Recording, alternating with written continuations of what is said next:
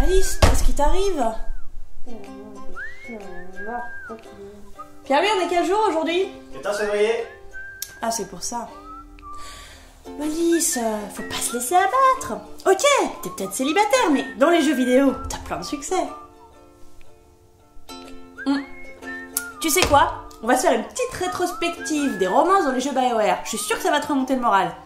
D'ici la fin de la vidéo, je te garantis que tu croiras de nouveau en l'amour. Only you. Salut à tous! Aujourd'hui un épisode spécial Saint-Valentin pour se rappeler que l'amour n'est pas mort, il est dans les jeux vidéo. Il suffit de créer son avatar et de faire les bons choix d'action et de dialogue pour ferrer votre cible virtuelle. Alors d'abord, Baldur's Gate 2 et son extension Throne of Baal. Il y avait de super romances là-dedans, tu te souviens de Jaira? La coach sportive d'ex-URSS, ouais. T'exagères. Yes, oh omnipresent authority figure. Bon ok, mais à part ça, la romance avec elle était super cool, elle prenait son temps pour grandir et était d'abord basée sur le respect mutuel et l'amitié. Il fallait prendre le temps d'évoluer ensemble, d'écouter les doutes de l'autre pour partager une même vision du monde. Jaira, une femme guerrière au caractère bien trempé, connaissait une belle évolution au contact du protagoniste que vous incarniez. Si par évolution, vous entendez dévoiement complet d'un personnage féminin fort et indépendant. Ils ont tué son mari juste pour que le joueur ait une veuve éplorée à consoler. No, this is an illusion, a dream, a bad dream. Dans Baldur's Gate 1, Jaira était mariée à Khalid, mais le pauvre se fait trucider au début de Baldur's Gate 2. Ça tombe bien, comme ça le cœur de Jaira est brisé, elle devient fragile psychiquement et on peut lui sauter dessus. Elle devient une demoiselle en détresse qui fait des cauchemars et qui est capturée par des bandits juste pour qu'on puisse jouer au héros en la réconfortant, en la rassurant et en la protégeant. Mais justement, le sentiment de culpabilité qu'elle traîne vis-à-vis de Khalid est d'autant plus touchant, tout comme l'est sa manière de dépasser son deuil. Jaira, couche avec moi, je suis sûre que c'est ce que Khalid voudrait. Si tu la romances pas, elle finit seule, dépressive, c'est vraiment une lueur d'espoir pour tous les veuves du monde entier. Bon ok, alors parlons d'Aerie. I'm so happy you brought me with you. I never imagined that we would be doing such great things. Elle est gentille, Aerie, toujours optimiste et drôle. C'est une grosse courdasse, ouais. Je suis désolée, mais toutes les Aerie dans les jeux vidéo sont des connes. Non mais tu te rappelles quand même de ce qu'elle te dit quand t'es conclu? À votre contact, je suis devenu assoiffé de nouvelles expériences. Et je voudrais maintenant les vivre, ces expériences.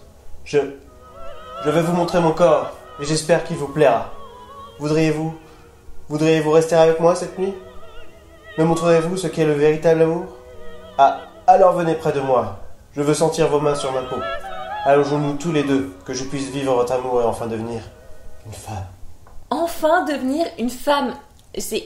genre t'attends un homme pour devenir une femme. C'est super dégradant comme idée. Mais comment tu peux te moquer d'elle? Sa romance est toute mignonne. Elle finit même par avoir un bébé du protagoniste qu'elle stocke dans son inventaire. Et puis c'est pas sa faute si elle est naïve et craintive. C'est parce qu'elle a été enlevée par des esclavagistes qui l'ont enfermée dans une cage pour l'exhiber comme une bête de foire, ce qui a conduit à la nécrose de ses ailes qu'il a fallu amputer. À la scie, quand elle était petite. Mais c'est un miracle qu'elle soit encore si innocente. Et toute la romance se passe à la rassurer, à la protéger, à la conforter. Mais si tu la soignes pas avec ton amour, elle retrouve jamais ses ailes. Bon, tu veux un personnage qui a confiance en soi, c'est ça? Bah j'ai ce qu'il te faut. Viconia. La pseudo-dominatrice, là? Il faut se comporter en balle viril mais soumis qui supporte tous ses pics et ses humiliations? Do not stand so close to me. It is bad enough that I have to smell your stench on the occasional breeze. Elle fait genre, elle est solide en te mettant plein la gueule, mais en même temps, elle veut que tu comprennes qu'elle est quand même anxieuse et traumatisée comme les autres. Puis merci les clichés, quoi. Aerie, d'alignement bon et vierge. Viconia, d'alignement mauvais et est une salope. Nous devrions nous arrêter et nous reposer maintenant. Je suis totalement éreinté. Allons, mon homme, mon péché, finissons-en. Accouplons-nous en vitesse. Maintenant! C'est une romance super intéressante. Le joueur, via la romance, peut changer l'alignement de Viconia et donc sa vision du monde. Elle peut devenir plus gentille, plus optimiste, plus en paix avec elle-même et les autres. Oh, puis on voit ce que ça donne, hein. Elle fait un bébé et paf, empoisonné. Mais c'est tragique. Ça te brise le cœur. Elle aurait mieux fait de rester célibataire, hein. Si on ne la romance pas, Viconia fonde un culte, elle conquiert des villes, elle en sauve d'autres, elle pète la gueule de tous ses ennemis, elle est honorée par les plus grands, mais voilà, ça c'est bien comme épilogue. Bon, le suivant c'est sûr, tu vas kiffer. My love, may I speak to you in private? Ah, tu sais plus quoi dire. T'aimes ça les chevaliers servants, hein? T'aimes quand on t'offre des fleurs et qu'on t'appelle gente dame. Anomen était le seul personnage que pouvait romancer un protagoniste féminin. Il pouvait être assez arrogant, mais si on prenait la peine de voir au-delà des apparences, on découvrait une personne nuancée, tiraillée entre ses doutes et son idéal de noblesse. Et comme Viconia, vous aviez une influence considérable sur lui. Mais encore une fois, t'as un personnage traumatisé qu'il faut soigner avec ton amour. La mère d'Anomen est morte, son père est un alcoolique violent à qui il a peur de ressembler, et si vous entamez une histoire d'amour avec lui, il vous compare même à sa petite sœur qui vient d'être assassinée. Pour réussir sa romance, il faut supporter ses sautes d'humeur et lui redonner confiance en lui. Tu commences pas à sentir un schéma récurrent là? Non, parce que avec les jeux suivants, on aura aussi l'occasion d'y revenir, hein. Qu'est-ce que t'es négative aujourd'hui? Je suis désolée, y a quoi, 4 romances? Un seul mec? Ils sont tous casse-couilles. Et c'est pas avec ça que tu vas me faire retrouver confiance en l'amour. T'es d'une mauvaise foi totale. Mais je te pardonne. Il reste encore plein de jeux à voir, je suis sûre que tu vas trouver ton bonheur. Neverwinter Nights et son extension, Hordes of the Underdark. Bah là c'est rapide. Neverwinter, l'intérêt c'était le multiplayer, c'était la création de nouvelles campagnes.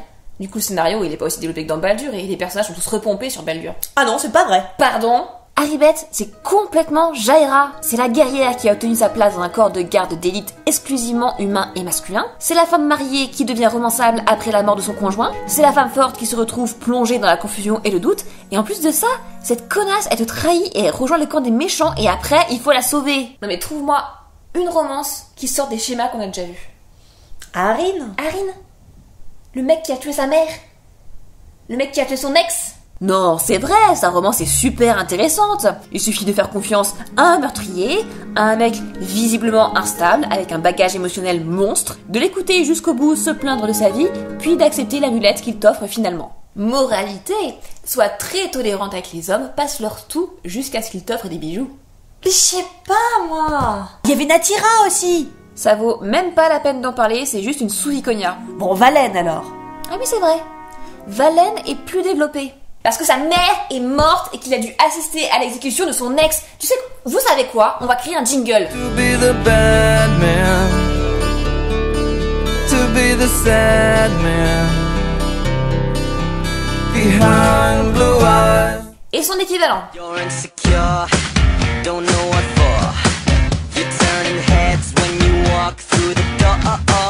Don't need makeup. Laisse tomber, t'arriveras pas à me remonter le moral, l'amour est mort ou bien il est pourri. Hors de question. Ce jeu-là montre une évolution dans la conception des relations chez BioWare. Pour la première fois, il y a une romance homosexuelle dans ce jeu. Joanie n'est romançable que par un protagoniste féminin. C'est une petite révolution qui traduit une ouverture d'esprit des développeurs. Ils se mettent à représenter autre chose que l'hétérosexualité pour offrir plus de variété dans l'expérience de jeu et prendre aussi en compte le fait que tous les joueurs ne sont pas forcément des hommes hétéros. Je suis désolée de ruiner ton optimisme, mais là, c'est justement BioWare qui joue bassement des clichés. Parce qu'ils pensent que les mecs hétéros fantasment particulièrement sur les lesbiennes. Parce que sinon, pourquoi pas aussi une romance gay, hein? Parce que ça gênerait soi-disant plus les joueurs hétéros. Mais les joueuses hétéros, on passe pas à elles ont pas envie de mater 2 mecs ensemble par hasard. Tu m'emmerdes, de toute manière, y a rien à mater. La romance avec Joanie est très peu développée, il ne va pas plus loin que déclarer son amour au protagoniste. Ha! Tu vois, les romances c'est nul. C'est juste un personnage traumatisé comme tous les autres. C'est une ancienne esclave et une Jedi tombée du côté obscur de la Force, qu'on a la possibilité de sauver ou non. En plus de ça, je trouve ça super suspicieux que ce soit une extraterrestre qui représente l'homosexualité. Bon, puis tu vas me dire que Car s'est copié sur Anomen à Arin et Valen. Il est veuf, qu'est-ce qu'il te faut de plus? Encore un personnage qui passe son temps à parler de sa femme morte. La nouveauté du personnage, c'est qu'il est père d'un fils déjà assez âgé, mais ça joue pas des masses dans la romance en particulier. Bon, alors avec Bastilla, là il y a du changement. Et explique-moi en quoi? C'est une Jedi, une combattante puissante avec un talent unique qui lui a permis de vaincre un ennemi terrible. Certes, malgré tout ça, elle n'a pas confiance en elle et en ses capacités. Certes, il faut la sauver plusieurs fois. Certes, elle est capturée et victime de torture. Certes, elle bascule du côté obscur et rejoint le méchant. Certes, on a la possibilité de la sauver ou non. Mais... on peut l'embrasser. Hein? Vous avez en effet une option de dialogue pour embrasser Bastilla. Mais étonnamment, là où l'animation en 3D aurait permis de voir la chose, la mise en scène coupe pudiquement. En fait, prenez Baldur. À cause des limitations de la 3D isométrique, la mise en scène était pratiquement inexistante. Du coup, le jeu faisait tout reposer sur ses dialogues et s'amusait bien avec, en faisant dire des choses parfois bien exagérées à ses persos, sachant que la mise en scène se ferait dans l'imagination du joueur. Là, c'est comme si KOTOR, qui repose déjà plus sur l'image que sur le texte, avait peur de ses propres capacités et s'auto-censurait. Et c'est ça, ton grand changement dans les romances?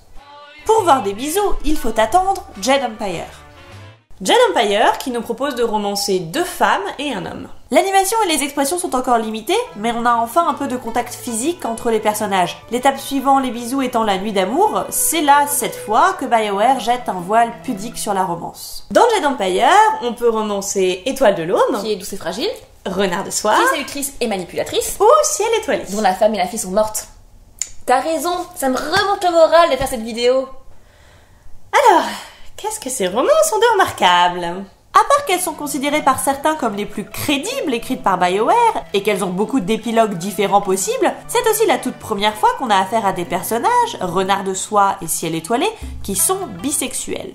Oui, enfin, si vous choisissez de romancer un perso du même sexe que votre protagoniste, la scène du bisou, elle est coupée. Non mais c'est vraiment un problème dans l'animation de la taille des Mais personnages de c'est même... bidon, ça, c'est juste que c'était considéré comme choquant. BioWare prête d'ailleurs attention à bien distinguer les romances, qui ne se jouent pas de la même façon selon que le personnage est romancé par un protagoniste masculin ou féminin. Par exemple, Ciel étoilé n'a aucun souci pour faire le premier pas avec un protagoniste féminin, mais il attend les avances du protagoniste masculin avant de préciser qu'il doit prendre le temps de réfléchir. Sa romance hétéro se concentre aussi beaucoup plus sur son deuil, là où sa romance homo se concentre davantage sur la véracité des sentiments. Ce qui, dans les deux cas, balance quand même des bons clichés inquiétants sur l'image qu'on se fait d'une relation homme-femme et d'une relation homme-homme. Ça va? Tu le vis bien que je démonte tes arguments? Non, parce que moi, taper sur Cupidon, je peux faire toute la journée. Il est aussi intéressant de noter qu'un protagoniste masculin a plus ou moins la possibilité, à la fin du jeu, de se mettre en ménage à 3 avec Étoile de l'Aube et Renard de Soie. Non mais là, tu vas pas me dire que c'est de l'ouverture d'esprit. En plus, je crois qu'elles sont cousines, non? Enfin, là, c'est du pur fanservice pour les gamers hétéros. Bon alors si c'était du fanservice, pourquoi ils ont pas fait pareil dans Mass Effect 1? Hein? Parce que dans Mass Effect aussi, on a 2 nanas, un mec et de la bisexualité. Et pourtant, les personnages refusent le plan A3. Comme quoi, les sentiments nuancés de personnages bien caractérisés l'emportent sur les bas instincts racoleurs que tu prêtes au jeu. Et maintenant, tu vas me dire que les romances dans Mass Effect sont pas stéréotypées? Oui! Dans Mass Effect 1, un protagoniste féminin peut romancer Kaidan. Et aucune femme n'est morte pour lui créer un passé. Je répète, aucune femme n'est morte pour lui créer un passé. Ouais. Non, il passe quand même tout le jeu à douter, hein. Un protagoniste masculin peut romancer Ashley. Et je vous arrête tout de suite, hein, on n'a pas besoin de la protéger, de la rassurer ou de la consoler. Au contraire, c'est quelqu'un qui se rebelle contre ceux qui veulent la faire douter d'elle-même. Heureusement quand même la poésie et les amours roses. Mais qu'est-ce qu'il te faut à la fin? Liara? Ah oui, tiens, bonne idée, parlons-en de Liara. Déjà, encore une fois, c'est l'extraterrestre qui représente une sexualité différente. Mais difficile quand même de parler de personnages bisexuels, les Azaris étant une espèce qui n'a qu'un seul sexe. Et étonnamment, alors qu'ils auraient pu leur donner n'importe quelle apparence, non, ils en font des meufs. Non mais franchement, Liara et toutes les Azaris avec elle, c'est comme un bon fantasme de geek bien racoleur. Bonjour, nous sommes une espèce composée exclusivement d'individus à forte poitrine. Nous pouvons nous accoupler avec absolument n'importe quelle espèce intelligente dans la galaxie. Et notre plus grande passion dans la vie, c'est le striptease. Et en plus de ça, avouez que Liara n'est finalement rien de plus qu'une nouvelle déclinaison du stéréotype de la jeune femme naïve qu'il faut rassurer et conforter. Ok, mais alors reconnais au moins une chose, c'est que dans la mise en scène des romances, on passe un cap. Non seulement maintenant tous les dialogues sont interprétés par des acteurs, y compris pour le protagoniste, mais on nous dit tellement de choses simplement par les expressions des visages. Regardez la frustration de Kaidan quand son moment avec Shepard est interrompu. Regardez les rougissements de la peau bleue de Liara. À partir de Mass Effect 1, les jeux BioWare ont bien moins besoin de se reposer sur des dialogues écrits et l'imagination des joueurs. C'est l'image et la mise en scène qui prennent largement le pas pour créer les émotions. Oui, non mais ok, c'est vrai, mais... On parlait de racolage tout à l'heure. Mais là, tout ce que ça veut dire, cette mise en scène, c'est que maintenant, dans les jeux BioWare, la romance va culminer forcément dans une scène de cul. Désolée de me faire l'avocat du diable, mais à l'époque, le jeu avait fait un petit scandale. La Fox, aux États-Unis, l'ayant bien sûr accusé d'être un porno lesbien interespèce pour corrompre la jeunesse. Ah, la romance. Bon, tu sais quoi? Maintenant, ça suffit. Si t'as décidé de faire la gueule, eh ben fais-le toute seule. Oh Natacha, reviens. Nat. Mais Nat, c'est pour rigoler. Non, mais Nat, je voulais pas t'énerver. Bah si, je voulais t'énerver, mais... Tu sais bien que j'en fais toujours trop et que je les aime bien, en vrai, ces romances. Oui, mais moi je les aime, ces romances, et je suis pas là pour t'écouter les insulter. Après tout, c'est vrai que c'est que des jeux vidéo. C'est pas une simulation de vie. C'est fait pour être fun, c'est pas là pour nous donner une image bonne ou idéale de ce que devraient être les relations entre les gens. Certes, depuis Baldur's Gate 2, ce ne sont jamais que les mêmes stéréotypes qu'on décline. La femme guerrière, naïve ou séductrice, l'homme galant ou l'homme charmeur. Et dans la très grande majorité des cas, tout le monde est traumatisé par quelque chose, et le protagoniste est là pour offrir soin, consolation et rédemption, c'est vrai. Mais c'est pas tant lié à une certaine conception des relations amoureuses qu'au fait que les personnages que vous incarnez chez BioWare sont tous des sauveurs, qui passent leur temps à régler les problèmes des autres. Au fond, c'est pour ça qu'on joue à des RPG. Pour être la noble princesse qui combat le mal aux côtés de son prince. Pour être l'éclatant voleur qui gagne le trésor et le cœur du froid magicien. Pour être l'odieux Jedi qui collectionne les territoires et les conquêtes. Pour sauver le monde et qu'on vous regarde avec crainte, respect et adoration. Bref, on joue au jeu de rôle pour se rêver en héros. Et un héros a besoin de victimes pour exister. Ce qui est horrible à dire pour la réalité. Mais là, on s'en fout. C'est de la fiction, on est là pour le fun, on est là pour le fantasme. On est là pour le trip. Je vois que t'as enfin compris ce que je voulais dire. Ouais, t'avais raison en fait, ça m'a remonté à bloc. Franchement, je prenais les choses trop au sérieux. Ah, je suis contente. En fait, j'ai compris. Les romances, il faut juste se dire que c'est pas grave si ça repose sur un fantasme de grandeur qui traduit tout simplement à quel point on trouve nos vies pauvres et étriquées. Non mais c'est pas du tout ça. Allez, bouge pas, je vais me chercher ma tasse, hein. Et on va se faire les 5 autres jeux BioWare, il y a encore plein de choses à dire sur les romances. Mais c'est pas du tout à cette conclusion qu'il fallait arriver. Et joyeux Saint-Valentin!